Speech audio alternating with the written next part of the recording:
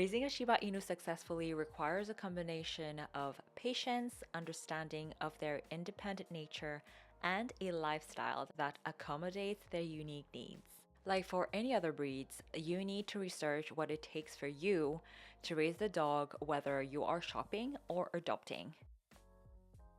I've dabbed into this in the past, but here's a breakdown of the qualities, lifestyle, and requirements necessary you require to have before getting a Shiba. So are you ready? Now grab a pen and paper and let's start the test. It comes to no surprise, but puppies will take a lot of your time in the first few months. So if you can take a few days off or even weeks off, I'd encourage everyone to do so because, like a human baby, they won't sleep through the night, they will pee and poo themselves, and might even have some health issues. If you are working remotely, this is also a big plus. I know it helped me tremendously. Not only you need time to handle their puphood, but you also need extra time to train them. Shiba Inus are known to be stubborn and independent, which makes training extra challenging.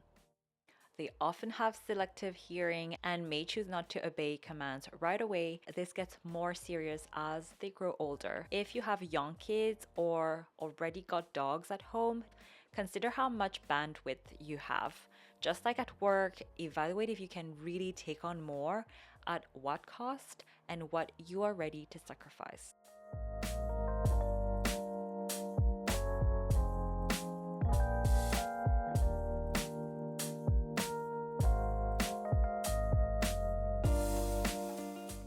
The second point is no surprise, you need to arm yourself with buckets of patience.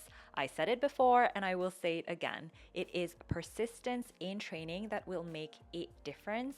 The beauty about Shibas is that they pick things up really fast, but you need to put in the work without getting frustrated because Shibas have strong personalities, to say the least. They may not be as eager to please as other breeds, so patience is needed to respect their pace and approach to things. Consistent reinforcement of training is key. Now, time and patience are two important requirements that are key on the long term. Shibas are not low maintenance, so the reality is that the more you invest in time, the more rewards you will reap on the long run.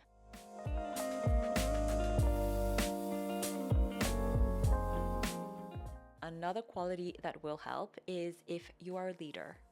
Shibas respond best to calm, confident owners who can establish boundaries without harshness. They need clear rules and structure but will resist overly dominant or forceful handling. So, a balanced, firm yet kind approach works best. Since Shibas are independent and often aloof, owners need to accept and respect their need for space and self reliance rather than expecting constant affection or obedience.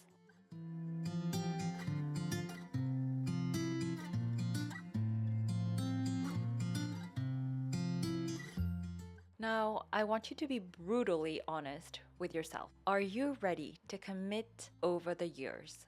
Because Shibas will require ongoing care, training, and mental stimulation.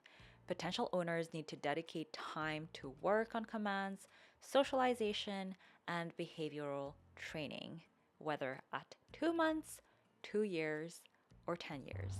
As much as they are moderate energy, they do enjoy mental challenges, so owners should engage with them with puzzles, toys, agility training, and games that can stimulate their mind.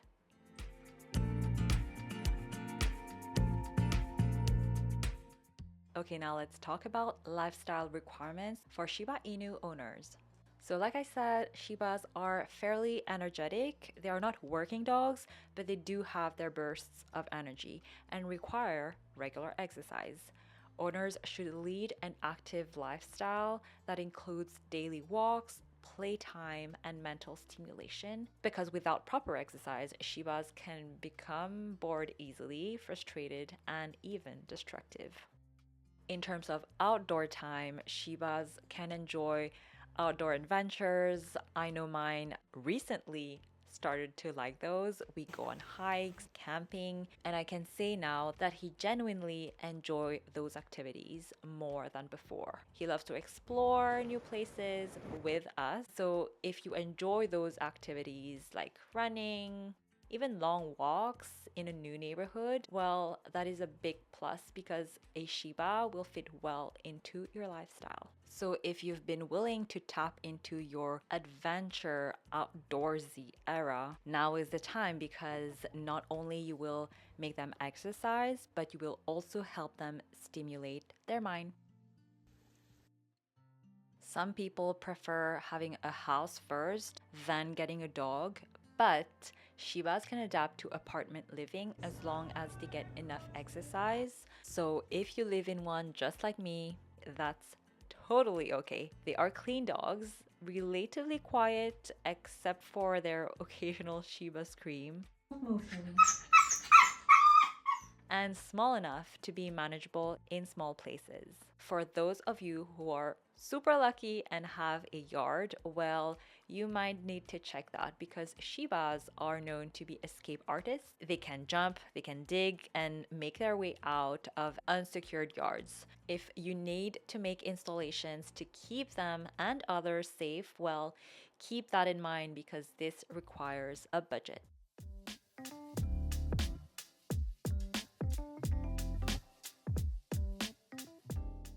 Something that really questioned my decision in getting a Shiba is that if you get one, well, it is best that you have experience with dogs, which I didn't have before getting Aoki.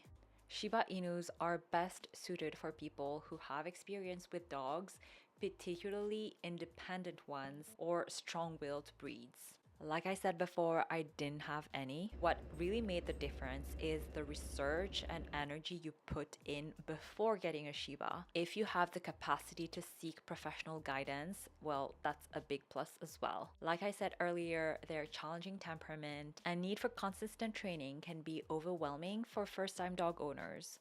So consider that before making your decision.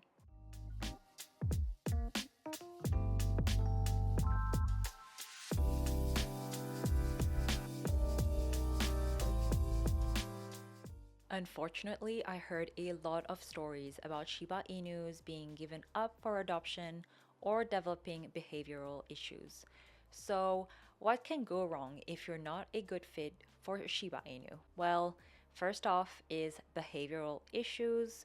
I may sound like a broken record here, but without consistent training, socialization, and boundaries, Shibas can develop undesirable behaviors like aggression, excessive barking, destructive chewing, or resource guarding. Second, is the need to escape. If they are not properly secured or exercised, well, Shibas may try to escape frequently because their independence kind of like get in the way along as their prey drive, which make them challenging to control off leash. If owners don't respect their boundaries or push them too hard, Shibas can become even more aloof and stubborn or even anxious, leading to a poor relationship between the dog and the owner. I did talk about that before, so if you want to know more, I'll link more videos in the description box below. So, how did you do? I hope this video helped you understand your needs for a dog and your qualifications as a potential Shiba Inu owner. If you need more information on the breed, you can watch my series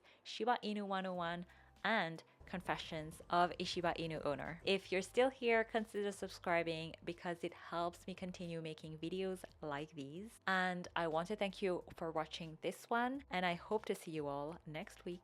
Bye!